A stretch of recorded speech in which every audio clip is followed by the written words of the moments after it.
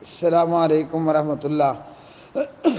Video آپ نے بھیجی ہے، یہ بدبخت ہے کوئی کہتا ہے کہ نماز میں ہاتھ چھوڑ کر نماز پڑھو اور یہ قرآن سے ثابت ہے۔ سب سے پہلی بات تو یہ ہے، کوئی اللہ کا غضب اس کے اوپر ہوا، میں نہیں کہتا کہ اس کے اوپر کوئی اللہ کی لعنت پڑی، اللہ بہتر جانے۔ قرآن کی آیت پیش کرتا ہے، نماز اس طرح پڑھو جس طرح میں نے تمہیں ماں کے پیٹ سے پیدا کیا۔ اگر یہ آیت یہ بات بتا رہی ہے تو یہ مولوی صاحب تو ماں کی پیٹ سے ننگے پیدا ہوئے تھے۔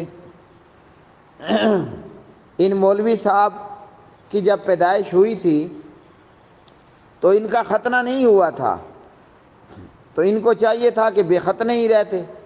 ہر پیدا ہونے والا اپنی ماں کے پیٹ سے ننگا پیدا ہوتا ہے۔ یہ مولوی صاحب بھی ننگا پیدا ہوئے، اور جو اوپر نوجوان نے اس مولوی صاحب کی ویڈیو لگائی، ویسے یہ مولوی ہے نہیں، آپ کو بتا دوں قرآن میں کہیں بھی سورت اعراف نہیں ہے، اعراف نامی سورت پورے قرآن میں نہیں ہے۔ مولوی ہو اور اس کو قرآن کی آیت صحیح پڑھنا نہ آئے، ہیں جی، بندہ ہو مولوی اور الاعراف کو وہ کہہ رہا ہو قرآن کی سورت اعراف ہے، تو قرآن پاک میں کہیں بھی کوئی سورت اعراف نامی نہیں ہے۔ اور پھر جس طرح اس بندے نے قرآن کی آیت کو پڑھا اور زبر زیر کا حشر نشر کیا، اور جو قرآن کی آیت پڑھ کر یہ بتانا چاہ رہا ہے تو ایسا بالکل قرآن پاک میں نہیں ہے۔ لیکن بہرحال اب یہ کہہ رہا ہے تو قرآن کی آیت میں کہ جس طرح تمہیں پیدا کیا گیا اسی طرح عبادت کرو بقول اس کے، تو یہ بندہ جو بظاہراً مولوی نظر آتا ہے، اسے تو اس کی ماں نے جب پیدا کیا تھا تو یہ ننگا تھا، اس کی تو نہ ستن تھی، نہ شلوار تھی، نہ قمیص تھی، اور اس کی شرمگاہ کے اوپر بھی چمڑا تھا۔ تو اس کو چاہیے کہ یہ رافضی لوگوں کو نماز پڑھائے۔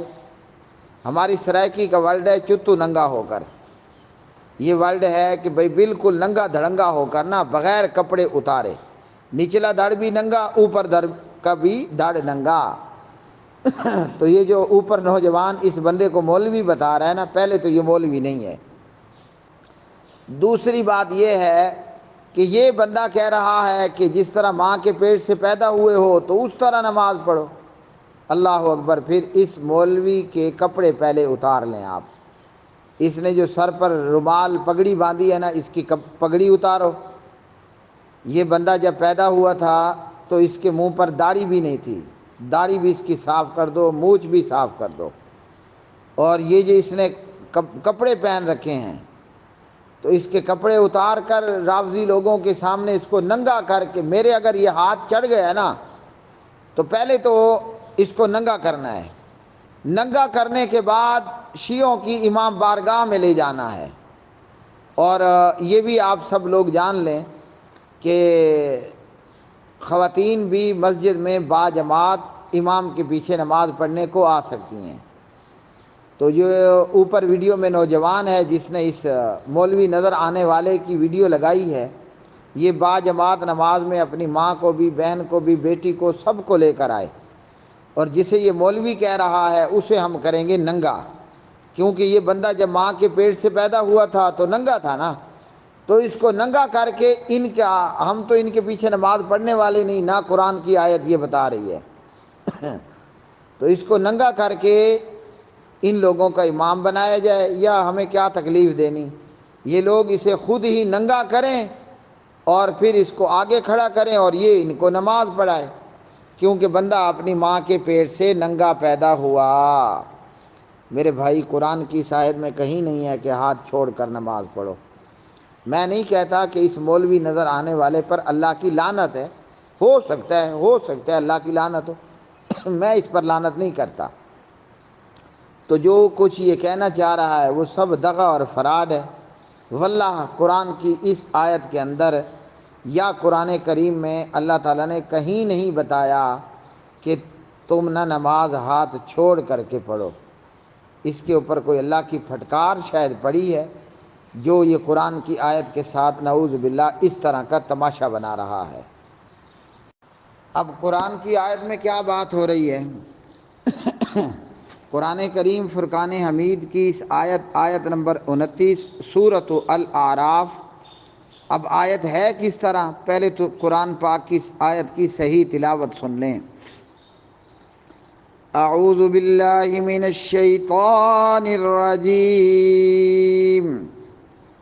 قل امر ربی بالقسط وَأَقِيمُوا وُجُوهَكُمْ عِندَ كُلِّ مَسْجِدٍ وَادْعُوهُ مُخْلِصِينَ لَهُ الدِّينَ كَمَا بَدَأَكُمْ تَعُودُونَ۔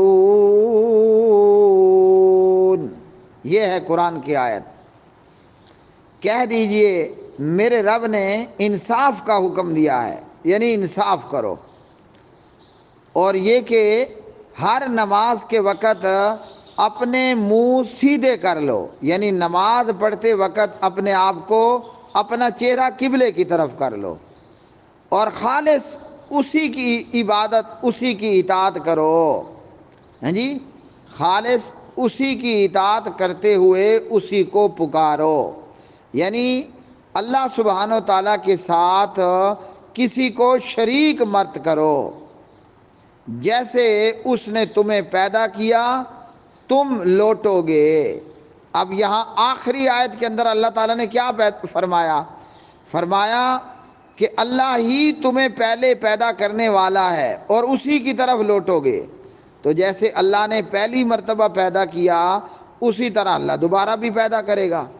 کفار کہتے تھے مر گئے سو مر گئے، اے جہان مٹھا اگلا جہان کہ ڈٹھا۔ بس یہی پہلی مرتبہ کا پیدا کرنا۔ کفار کہتے تھے اللہ بوسیدہ مردے کو کیسے پیدا کرے گا؟ جب بندہ مر جاتا ہے، بوسیدہ ہو جاتا ہے، پھر گوشت مٹی کھا لیتی ہے، پھر ہڈیوں کا پنجرا رہ جاتا ہے، پھر وہ پنجرا بھی بکھر جاتا ہے، تو کہا کہ اللہ کیسے دوبارہ پیدا کرے گا؟ اس آیت نے بتایا جیسے اللہ نے پہلے پیدا کیا نا، اور اللہ کو کوئی مشکل نہیں ہوئی، اللہ تعالیٰ دوبارہ بھی پیدا کرے گا اور پھر تم اپنے پروردگار کی طرف لوٹو گے۔ یہاں تو کہیں بھی نہیں ہے کہ ہاتھ چھوڑ کر نماز پڑھو۔ نماز کے باب میں صرف اتنی بات ہے، نماز پڑھتے ہوئے اپنا چہرہ قبلے کی جانب کر لو، بس۔ یہاں یہ نہیں ہے کہ ہاتھ چھوڑ کر نماز پڑھو۔ میں نہیں کہتا کہ اس پر اللہ کی لعنت ہو، شاید ہو سکتا ہے کہ اس پر اللہ کی لعنت ہو، میں اس پر لعنت نہیں کرتا۔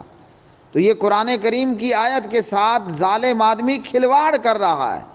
جس بدبخت کو یہ نہیں معلوم کہ اعراف نہیں بولنا اعراف بولنا ہے، اور جس طرح قرآن کی آیت کیا میں اس کو کہوں، اس بدبخت نے جو قرآن کی آیت پڑھی ہے، اللہ اکبر، تو یہ ہے قرآن پڑھنے کا طریقہ۔ اور پھر جو اس کا ترجمہ مفہوم بتا رہا ہے تو وہ تو سراسر قرآن پاک کے ساتھ کھلواڑ کرنا ہے، جس کی باقاعدہ اس کو سزا ہونی چاہیے۔ لیکن بہرحال اگر کما بدأکم تعودون بقول اس کے یہ بتاتی ہے کہ بندہ ہاتھ چھوڑ کر نماز پڑھے، ہیں جی، بقول اس کے کہ ماں باپ کے پیٹ سے بندہ کھلے ہاتھوں کے ساتھ پیدا ہوا، تو صرف اتنا تو نہیں ہے نا۔ یا تو یہ کہیں کہ شیعہ لوگ جب ماں کے پیٹ سے پیدا ہوتے ہیں تو وہ کپڑے پہنے ہوئے پیدا ہوتے ہیں، جو بھی پیدا ہوتا ہے وہ ننگے پیدا ہوتا ہے۔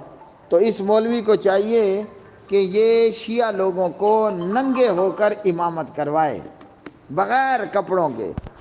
اسے ہم سریکی میں گلو ننگا بھی کہتے ہیں، ٹھیک ہے جی، گلو ننگا یا ستر ننگا۔ ستر ننگا گلو ننگا کا مطلب ہوتا ہے انڈر ویئر اس مولوی نظر آنے والے کا ہے اتار دو، اس نے ستن پہنی ہے، شلوار پہنی ہے، وہ بھی اتار دو، بنیان بھی اتار دو، قمیض بھی اتار دو، پگڑی بھی اتار دو، جرسی بھی اتار دو، بالکل اس بندے کو الف ننگا کرو اور شیعوں اور رافضیوں کے آگے امام بنا کر کے کھڑا کرو، کہو اس کے پیچھے نماز بھی پڑھو اور درشن بھی کرو۔